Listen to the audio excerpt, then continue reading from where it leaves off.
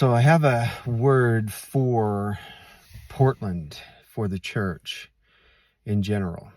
And this is interesting because this came up really vividly while I was in prayer and just soaking before God. And just a little bit of a history with me. First of all, my name's John, and I have an oversight of a ministry called Paddles Up. And my wife and I do. And we've done a lot of growing over the years, just as we all have. And we've really been awakened to some things that I think are really important to share at a later time, but they'll interweave through this message for Portland, Oregon. A little bit about the history for Amy and I. Amy, my wife, my beautiful wife, is was born and raised in Oregon City, so a suburb of Portland. For those of you that don't know the Portland area, for those of you who do know, you know exactly where that's at. I've spent many years in Portland as well as my family.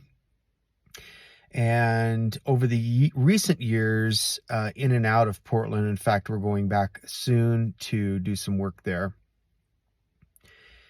So there's a long history, generations with Amy's side, and really with mine. My dad was born and raised in Portland and the suburbs of Portland outside towards the gorge. Family, relatives still live in Portland. Family still lives in Oregon. My son is in Southern Oregon. Grandson, Southern Oregon. So we have a lot of history in Oregon, and specifically the Portland metro area. And so we're coming from a place of not only being a part of that community, but really recently coming to love the Portland area, which hadn't been the case before, and I'll explain. Like many of you, have struggled with what's taken place in the Portland area, just with all of the rampant crime, the homelessness, and the joblessness, the host of things that's going on there. But I don't really want to focus on that part of it, because so oftentimes the church in general, not all, tends to focus on the darkness, the evil, the demonic, and then we create resistance by pushing against it, and then it pushes back because it doesn't want to be pushed against. Now, some may think that that is a great theology, and at one time, I did as well. I thought that warfare was the only way to deal with darkness. And in recent years, I've woke up and I've been awakened by Christ to see it differently, to see that really love never fails and love anchors it all. Love is the one substance of who we are and who God is that actually dispels darkness without fighting against it. See, when we fight, we resist. When we fight, then we cause a fear-based mindset in again, I'm speaking generally here. We create a fear-based mindset that says that if I don't dispel this darkness, it's somehow going to overtake me or get me. Believe me, I know this is true because I've been part of this type of environment in the past that has truly believed that hook, line, and sinker, that these little things can jump off on us, darkness can get a hold of us and grab us, and that big, bad, scary wolf kind of thing. Well, I've come to realize that God is way, way, way, way bigger in me and you, because that's where the kingdom of God is. And when we stand in the light of who we are, just stand in the expansive light and love that we are. Light dispels those things that harm people. And when we send love, when we give love, when we service ourselves in love, when we give out of nothing other than the motive of love, the substance of love that we are, then love is what changes lives, not warring against what is. Again, I'm talking about my own expansion, my own growth, my own maturing. Okay. So this is where I'm coming from for the area of Portland and in general. So I used to despise, really many things about the Portland area, not all, because it is a beautiful, beautiful place. I've come to realize even more so that since my mindset has changed and I've really started seeing things from a heaven's perspective, that I look at it like any place, LA, New York, Jakarta, anywhere, Dubai, any of the Muslim countries, anywhere in the world that many believers would deem as demonic or dark or anything else. I look at the treasure within the individual and the treasure of the land that was created by God, not the demons, not darkness, not the demonic, created by God. And so when we look at it from that perspective, then we see things through the eyes of agape. We see things through the eyes of unconditional love. And when we feel through that love, when we see through, when we hear, listen to that love, to dispense and to dispel anything that may be harmful by standing in that love and that light, then it is of a much greater and higher Christ consciousness. Think about it this way. It's light outside right now.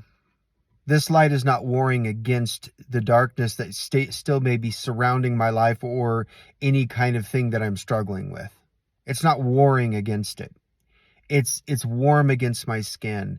It's beautiful to look at, the blue skies. The light is lighting things up. The birds are singing. People are out enjoying the rivers and the lakes and the beauty of summertime coming up.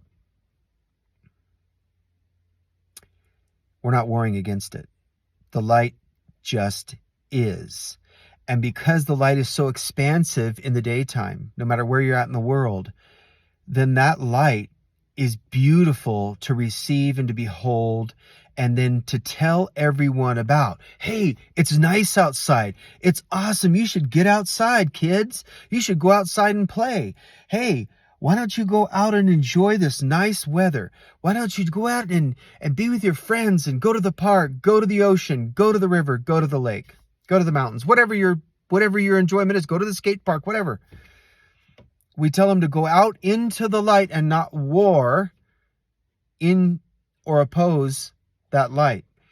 So meaning that when we dispense and shine forth the city set on a hill that we are, the light that we are, in a peaceful, calm, fruit of the Spirit way and posture, then guess what that does? It becomes brighter and brighter and brighter. So actually, you're anchoring the light where you're at right now without warring against anything.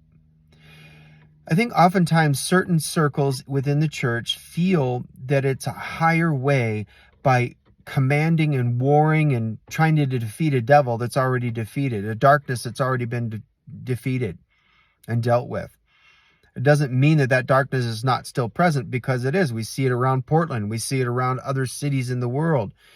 But when we go in with a warring kind of mentality, instead of anchoring the light and love of service that we are without a religious posture, and just going in and loving people with no other agenda just to love them, then we start to beautify a people, a region, a city like Portland.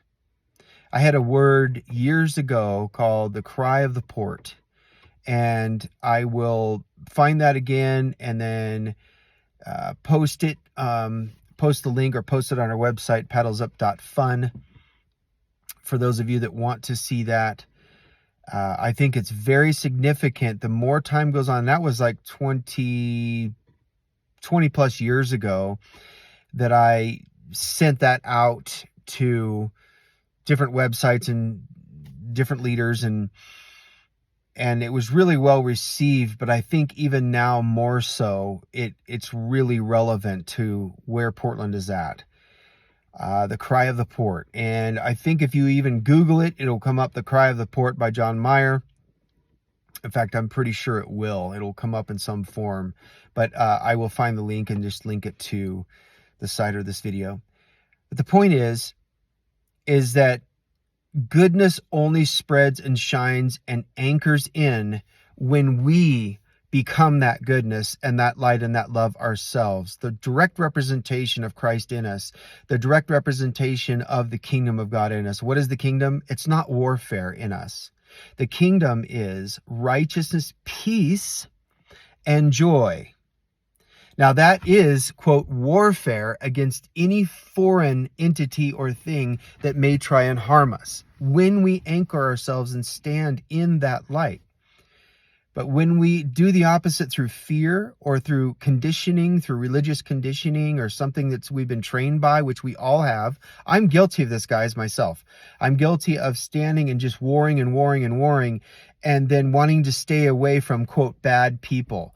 Wanting to stay away from people that might, quote, defile me. Or, I mean, it's just to think of that mindset now. I look back and I go, whoa, was I so shrunk and so small in my thinking and my mentality and my life at the time, because I wanted to stay away from everything that was icky and ooh and bad. And you know, when we know who we are, when we stand in the light of our identity, when we stand in the light of love, you don't have to worry or fear about being defiled or tainted in any way, because you walk in as the light, and the light, when it's bright, it automatically, without saying a word, dispenses and dispels all the darkness that would harm. Without even saying a word. This is what Jesus walks in. And so when we're looking at a city like Portland, what I saw was a bunch of people really walking in this truth. And I know there are in Portland. Again, I'm saying this generally. There's no judgment in this towards anyone, because again, I used to be involved in a lot of that mentality and mindset. Now, somebody may be thinking that is involved in warfare ministry or loves and enjoys and believes this is the higher ways to war all the time. You may be thinking, well, look at you. You've gone soft, John. Look at you. You're deceived, brother. You're saying that there is no such thing as warfare anymore. I didn't say that. I said there's a greater way to dispel darkness. There's a greater and higher way. You can stay in warfare if you want. I found that I'd lost most of my hair over it, but you can stay in that if you want. That is your free will, quote, right to stay living in what you're living in and doing that. And if it works for you, good. I've just found that there's a higher way. And I believe that Portland really needs a hug. Portland really wants and is crying out for love, light, mercy, grace, goodness, innovation, people that will not only move in, but that are already there to anchor the light of who they are without trying to fix anything. Meaning going and trying to pound some scripture down somebody's throat, just like what's been done for years under the bridges, which has had some success. Okay, guys, I'm not necessarily thinking that that's wrong or anything. If that's what you felt at the time, great. And I know somebody's going to get mad at me for saying that, but that's okay. That's your free will right too. But what I'm saying is that when we anchor the light that we are the light of the world. Christ followers, non-religious Christ followers are the light of the world. We're the love and the light and the mercy and the grace and the fruit of the Spirit into the world. That's who we are. When we stand in that, when we anchor in that to the best that we know how, then people will get fed. New businesses, new innovation will rise up. Portland will start shining in all of its radiant beauty once again. It will start to dispel itself. The rocks in the ground will cry out and start to dispel it itself through these great services that are provided without pounding a Bible, slapping somebody across the face with a heavy King James Bible. We can go in without any agenda, and then they will inquire of our light. That's scriptural. They will inquire of the light. They will go to the light and say, what is this great light? And then you can share with them in any way that you're led to without a religious mindset attached, right? You just share the love of Christ, the love of God. Say, this is what's worked for me. I don't have to force this on you or push this on you. This is what works for me. Why is that important? Because God doesn't violate free will. If he did, we'd all be doing the same things, and we all be yanked in and pulled into the kingdom at once, and it would violate our free will. That's love. It would not be love if we did not have free will. It would not be love. I could force my wife to love me. I could force my children. I could force friends. I could force relatives to love me. Friends, anybody. But that's control. That's not love. So pressuring and forcing and pushing, those consciousness days, I'm just declaring, are over.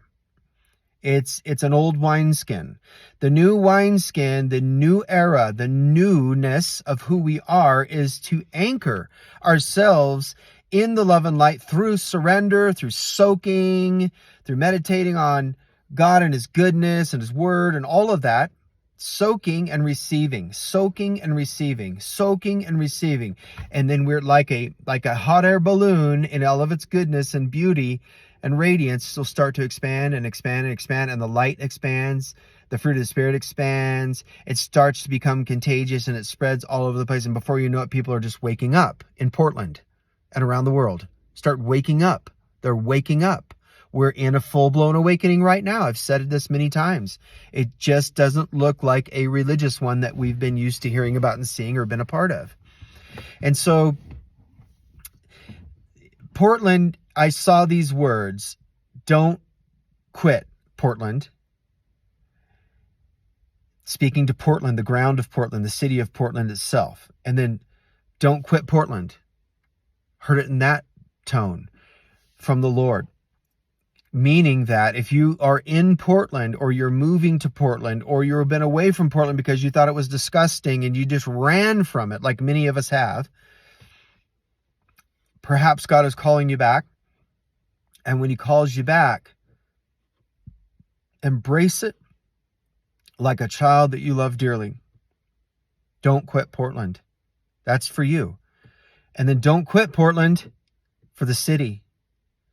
I saw it written as plain as day over the city, and it was black and white when I saw it, and then it started filling up with color and all of its radiance, and the rose gardens and the beauty of the lawns and the grass, the beauty of the landscape around Portland, the beauty of the rivers, the beauty of the cityscape at night, the beauty of the skies in the summertime and the fall and the winter all year round, the snow falling gently on the buildings and on the asphalt and the streets, and then the homicides and the crime. People were dropping their weapons, and they were looking up, and they were looking around and saying, I don't want to do this anymore.